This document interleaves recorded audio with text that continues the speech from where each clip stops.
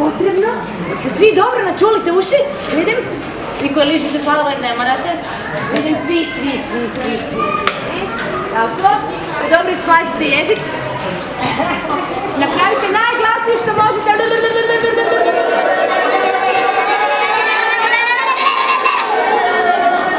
Je to bilo najglasnije?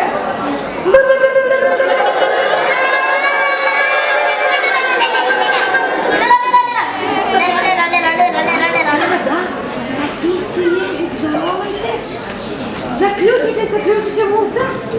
Bacite ključić negdje daleko iza sebe. Priča može početi.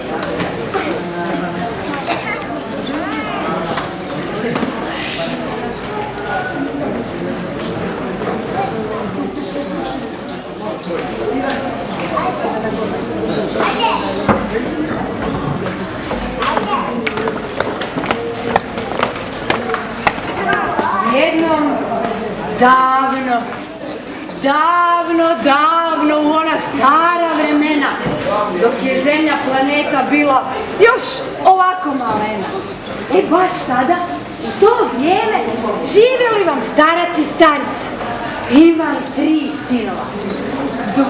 2 oblačili najljepša odijela, davali bi im samo finih pogača.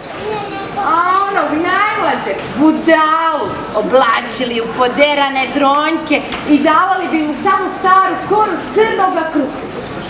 Baš u to vrijeme prolazi onuda carev glasnik sa proglasom, pa rekao: onaj koji mi donese lađu, koja plovi morem, koja leti nebesima, tome će car dati ruku svoje kćeri. I 2 starije braće umoliše majku i oca da im daju priliku da oni okušaju svoju sreću. A majka i otac priređiše najljepša odijela, ispekli pogače, pa ih poslaše na put. A njih 2 pravo u šumu sa sjekirama, pa sjekli oni, tako sjekli, sve dok nisu posjekli. Šta dalje da rade, ne znaju. A dono, eto tamo, onuda prolazi starac. Duge, sjede brade. Dobar dan, dječji. Treba li vam kakva pomoć? Ili možda savjet kakav? Ne budali starči, šta ćeš nam ti pomoći? Idi tamo svojim putem. I krenuli oni na starce, drvljem i kamenjem, pa se starac okrenuo, rastužio i otišao. A njih 2 počeše čupati svoje kose. I kad su se do sita najeli, pođeše kući neobavljena posla. Vidi budala, vratila se braća, pa stade on ispred majke i oca moli da njega pusti. Pustite mene, majko i oče, da ja okušam svoju sreću. Ti, budalo jedna, pa tebe će vukovi u šumi pojesti. Ali ne da se budala svesti, nego moli i tako odluči otići. A majka mu ispekla samo stari komad kruha i poslala ga napad. Ali nije to budalu smetalo.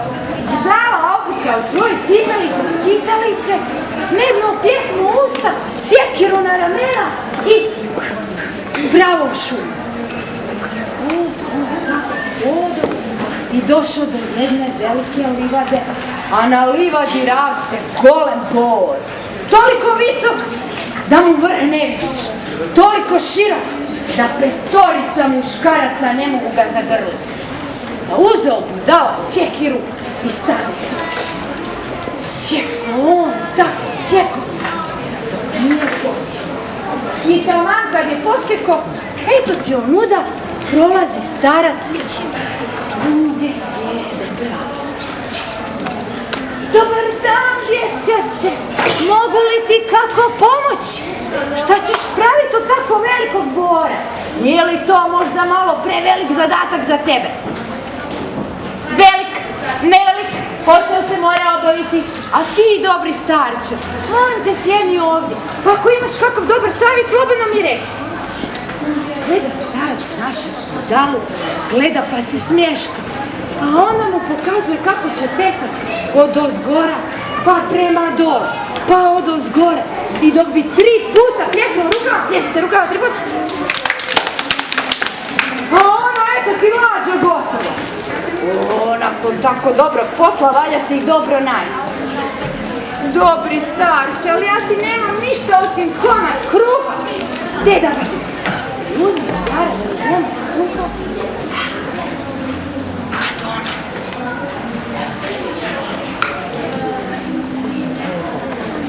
Komad kruha pretvorio se u najfiniju poveću.